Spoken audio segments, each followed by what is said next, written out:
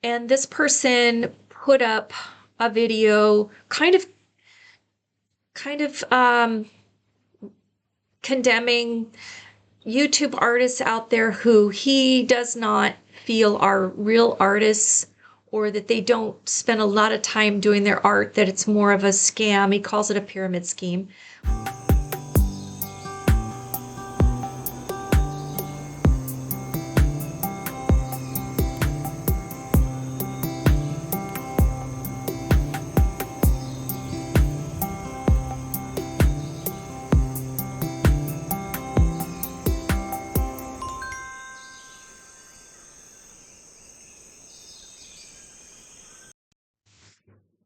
Hello, Cheryl here. Welcome back to my channel, or welcome to my channel if it's your first time.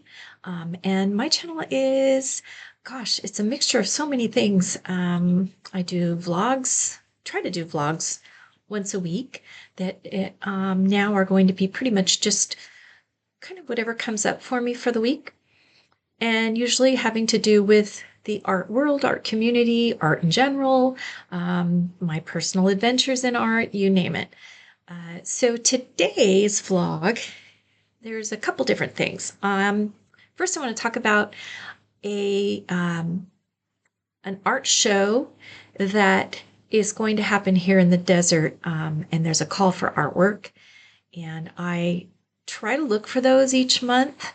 I did one a couple months back with one of my desert paintings. I entered a little show, and I was so excited to be accepted. I didn't win, but the whole point was just to have the experience and then the exposure, people seeing my art. Anyway, so this one in particular, it's the theme is mid-century modern artists. So the theme is mid-century modern art with animals in the painting. And it's for Modernism Week here in Palm Springs area. So I'm very excited to try this. I have not really done a lot of abstract. I mean, I guess I've delved into it a little bit, but I'm definitely not an abstract artist. So I had to think, okay, what do I want to do here? I knew that the animal I wanted to do was a roadrunner, because I just love roadrunners, and we're here in the desert, so why not? And in looking through all of the 50s and 60s mid-century artists that interested me, I came across Kandinsky, and I remembered how I really enjoyed, as an abstract artist, I really enjoyed Kandinsky's work when I was going through my art school. So I decided, maybe I'll try something like that. I'll do an abstract background in the style of Kandinsky, Wassily Kandinsky, and then try to do my Roadrunner in sort of a, I don't want to say folksy, but not necessarily realistic, but not fully abstract. So anyway, I have my source figured out. I really like my source. I'm excited about it. And I started working on it. So this is just the first couple layers of acrylic paint with the abstract. I haven't started doing any of the mark making really. This is just kind of the background. So we'll see. I don't know. It's my first delve into a really abstract realism kind of painting that is purely from my own imagination, not with any kind of instruction or whatever. So we'll see how it goes. I'll share it with you on my next video when it's finished. And I'll also update you on how that is going, because they're only accepting so many artists for that show. So I'm just hoping I get accepted again, because that would be huge. Out here in the desert, I don't know if where you live you have this same seasonal occurrence, but we have people from Canada, from all of our northern U.S. states. In the winter, they come here to the desert.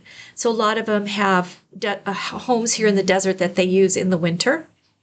because they get away from, of course, the harsh weather in the areas they live. So we get a lot of people from Michigan, Minnesota, and of course, like I said, Canada, just all types of Washington, the state of Washington.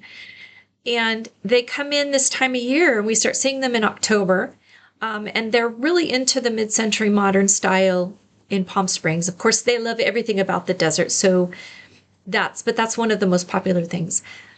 So my thought is I'd really love to get to the point where my desert paintings are attractive to those, what we call snowbirds, that come in for the winter.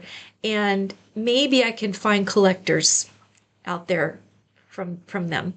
So we'll see. Anyway, and that's as far as my original art or maybe prints go. And so that's what I'm kind of focused on. Now, part 2 of what I want to talk about today is a little different. It has to do with art, but it's more in support of other YouTube artists out there. I don't know how many of you have followed this drama. There's a YouTuber out there named, the channel is named Morg. And this person put up a video kind of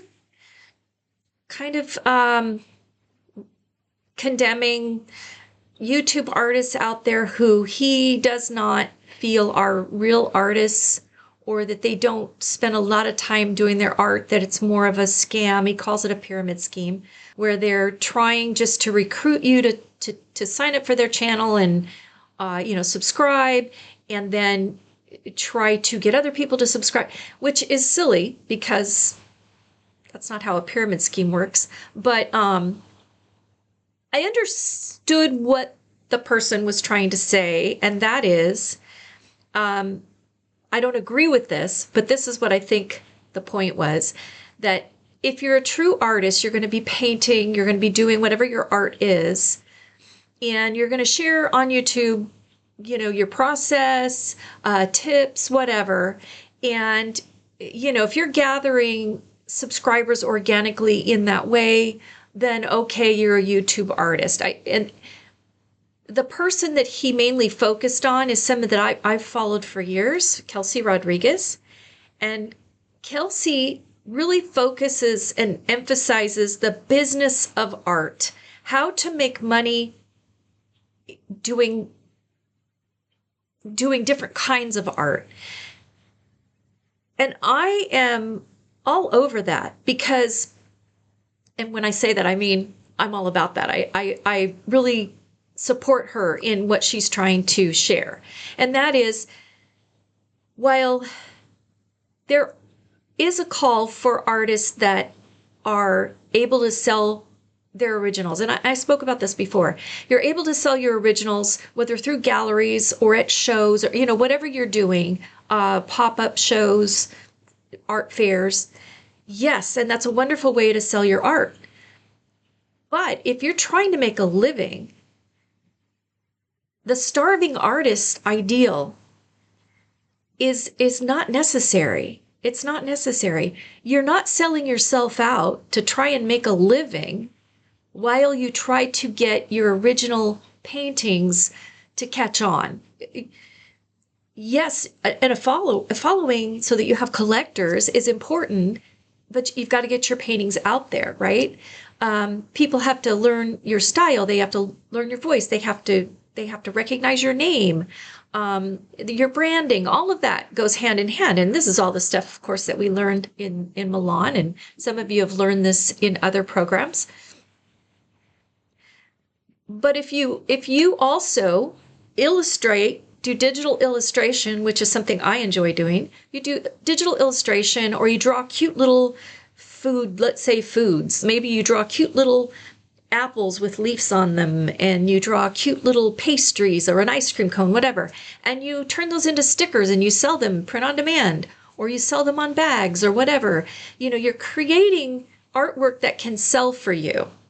Now, this has really, really benefited many artists out there who have been able to find a niche and make money doing that. it doesn't mean that they're not still an artist, still doing their traditional artwork. It means this is a way that they've found to make money so they can do their artwork and not have to go to a 9-to-5 job. I see nothing wrong with that. I think it's wonderful that people can find a way to use their entrepreneurial spirit and talents to do this. And I've mentioned this many times before. I'm going to say it again. My daughter is doing the same thing. My daughter has been writing music and singing since she was 9 years old. She's also been a dancer since she was 9 years old. She was a gymnast. She was a cheerleader. She did a lot of different things. She was in the debate club, speech and debate. She loves to speak to people. She loves to write. She's a great writer. So her dream was to be the next Beyonce. She wanted to be a pop star. But as she went through the years and went through all of this, she realized she could expand that dream into other things, because when she was working full time and trying to also pay attention to her music, it was really a struggle for her to be able to get out on her own. She had to have a job, but then trying to meet all of the demands of paying for her own place and this and that. It was all very overwhelming for her. And she was young. When she first started trying to do this all on her own, she was 21 years old. As soon as she had the chance, she left and moved to Hollywood and jumped into an apartment, and that didn't work out really well. So she came home a couple of times to try to recharge. And we've just been supporting her in this because we knew that this was her dream. This is what she wanted to do. She wasn't the college type, so we helped invest in her. She would do workshops, online classes, all different types of things to develop the different bits, whether it's music production, vocal coaching, things like that. We helped her and supported her through those skill building activities. Eventually, she started to find other ways to use her voice. And to make a long story short, sorry, this isn't a video about her. She diversified to where she was doing sound clips and sound bites for commercial, promotional sound bites for TV shows, commercials that you see on TV, and also like for cheerleading and dance, they have little 30-second clips that she would do, and she gets paid for all those things. And she sits at home in her home studio and records these things and gets paid really well. She supports herself, and she and her fiance, he's an artist, he's a graphic designer. They live nicely in Las Vegas, and she makes her whole living doing these things, in addition to putting out her albums and her singing. And now she's branched into also vocal, like audiobooks or, different things that she can use her speaking voice for. Okay, so me bringing all that up is to say an artist, a fine artist, can also do that. We can diversify into other things to make money while we're staying home to do our art.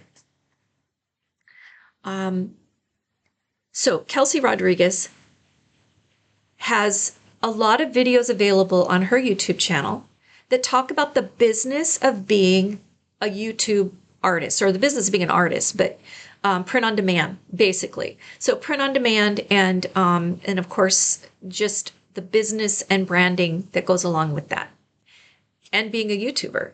So she's one of those people that she's sharing all the things that she does to make a living at this. Now, everybody's story is different. For example, I don't have to make a living with my art. I would love to have the extra income, but I have money, I have income from other sources. So I'm not in a position of having to try to survive on strictly my art. Maybe that is why I'm not, maybe that's why I want to say I'm not as, it's not that I'm not as enthusiastic, but I'm not in a place of urgency. A sense of urgency is not there for me. It's more setting goals and wanting to achieve those goals just for my own personal good feeling. But some of you may want to be able to survive on just your art income. And I believe it's doable. I do think, though, that in the beginning, there is some diversification that needs to happen. You have to allow yourself to think outside the box and go in different directions. And that's what Kelsey has done. Kelsey's an artist like any of the rest of us. And who's to judge who's an artist and who isn't? We should be supporting one another in this community of YouTube art people and artists in general. But I'm relating to my YouTube family out there. So I feel I wanted to just give a shout out to Kelsey Rodriguez and just let her know that there are other artists out there that appreciate the information she's provided and that appreciate what she does and just, ignore the haters.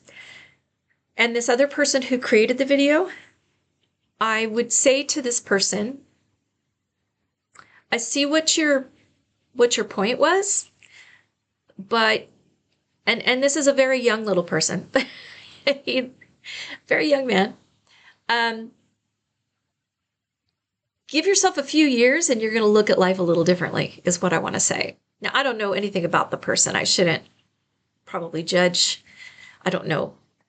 But at 64 years old, I look at somebody that young trying to judge the rest of us on how they should be doing whatever they should be doing. And I have a hard time keeping my mouth closed because it takes a little bit of life experience before you can truly advise somebody on what they're doing with their life. And accusing somebody of being a pyramid scheme, bad. Really bad move. That's not cool. Especially in this day and age of trying to find ways to express your entrepreneurial self. There's no right or wrong way to do it as long as you're legally doing it. And there's nothing illegal about telling people, hey, I made this much this month doing such and such, and showing them the proof. It's one thing if you hook people into a video by saying, hey, I made $70,000 this year just with my artwork, and you can too. It's not that I don't believe people do that or can do that. But if you haven't done that and you try to get a bunch of views and subscribers based on just that title, and then you jump into telling everybody how to do it, but you haven't achieved it yourself, I wouldn't say that's a scam, but it's misleading and it's not helpful to our community. Kelsey's not doing that. She's not trying to hook you into anything. She's just sharing her knowledge. And like many other artists out there, hey, I'm going to share this little bit with you, and then if you click on such and such or go join my Patreon, then you can get the full benefit of my other videos. That's business. There's nothing wrong with that. And that's not selling yourself out. That's helping yourself become a full-time artist. The art world, you can become a full-time art business. Doesn't mean that you're full-time only painting paintings. There's other stuff that can go along with that. So I guess my whole point of this is, if you are an up-and-coming artist like me, if you're still trying to figure out how to make it work to where there's income out of it, don't fall for things that aren't true. Check them out for sure. But also don't judge the way people are trying to make it on their own. I mean, for me, I know I'm never gonna make Okay, I need to rephrase that.